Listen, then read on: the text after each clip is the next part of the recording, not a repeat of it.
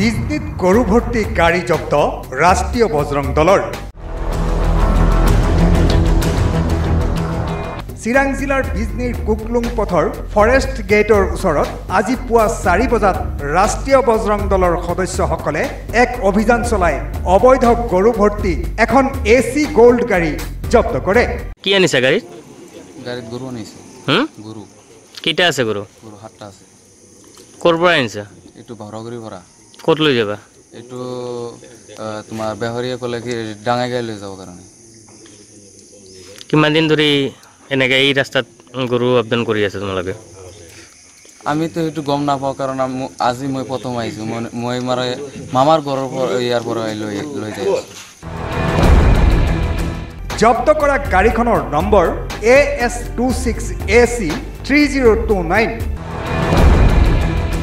বিজনীৰ ভাওৰাগুৰিৰ পৰা নিশা গৰু ভৰ্তি কৰি গাড়ীখন বঙাইগাঁও অভিমুখে গৈ থাকোঁতে আজি পুৱাৰ ভাগত কুকলুং পথৰ ফৰেষ্ট গেটৰ ওচৰত আটক কৰা হয় 7টাকৈ গৰুসহ গৰু ভৰ্তি গাড়ীখন।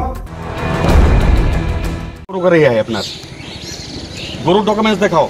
গরুর ডকুমেন্টস নাই আপনি কই আছে, তেনেহলে ইনলিগেল। আপনি ইনলিগেল গরু বিজনেস কৰি আছে। আপনি গম পায় না নাই অসমত গরু ট্রান্সপোর্টিং, গরু মাংস বিক্রি বন্ধ।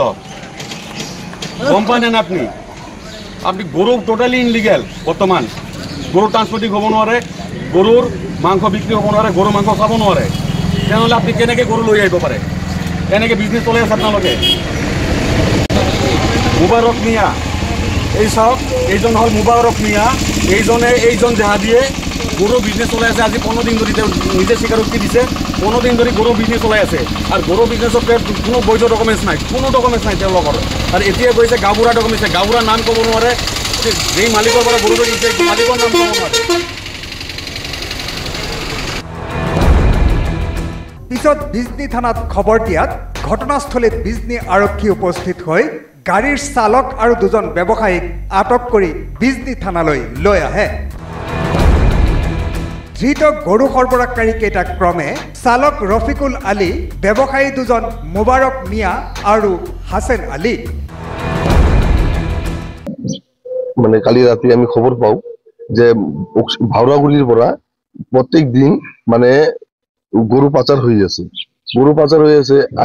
আমি জানা মতে চৰকাৰে কৈছে যে গৰু বিজনেছটো বন্ধ আৰু গৰু মাংসটো নিষিদ্ধ কৰিছে। কিন্তু মানে আমাৰ অসম চৰকাৰৰ নাকে তলেদি এইটো বিজনেছটো যে চলি আছে, এইটো আমাৰ অসম চৰকাৰে কি কৰি আছে? এইটোতো আমি ভাবো যে বন্ধ হৈছে, এইটোতো বন্ধ হোৱা নাই, বহুত দিন ধৰি চলি আছে। আমি অসম চৰকাৰৰ তাতে কওঁ যে এইটো যাতে সোনকালে বন্ধ হয়, আপুনি অসম চৰকাৰে যাতে তদন্ত লয়, কঠোৰভাৱে তদন্ত লয়। আৰু আমি ভাওৰাগুৰি কালি ৰাতি ৰাষ্ট্ৰীয় বজৰং দলে কালি ৰাতিৰ পৰা মানে 2-3টা গাড়ী অহা কথা আছিল। 2টা গাড়ী এটা গাড়ী আমি ধৰছো আৰু 2টা গাড়ী পলাইছে। তো গৰুৰ ভিতৰত মানে গাড়ীৰ ভিতৰত আছে 7টা গৰু আছে, তো 2টা বাছুৰ আছে। তো আমি এইটো ধৰছো, ধৰি আজি আমি বিজনী আৰক্ষীক ফোন কৰিছো। বিজনী আৰক্ষী আহি আছে, বিজনী আৰক্ষী তাতে গোটাই দিম। আৰক্ষীয়ে কি ব্যৱস্থা লয় এইটো আমি চাম।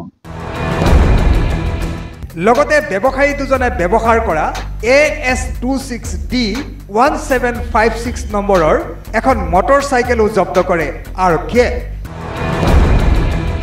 চিৰাঙৰ পৰা বৰ্ণালী তালুকদাৰ, এনালাইচিছ 24/7।